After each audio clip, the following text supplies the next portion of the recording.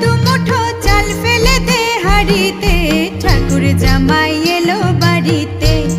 ও ননদি ঠাকুর জামাই এলো বাড়িতে।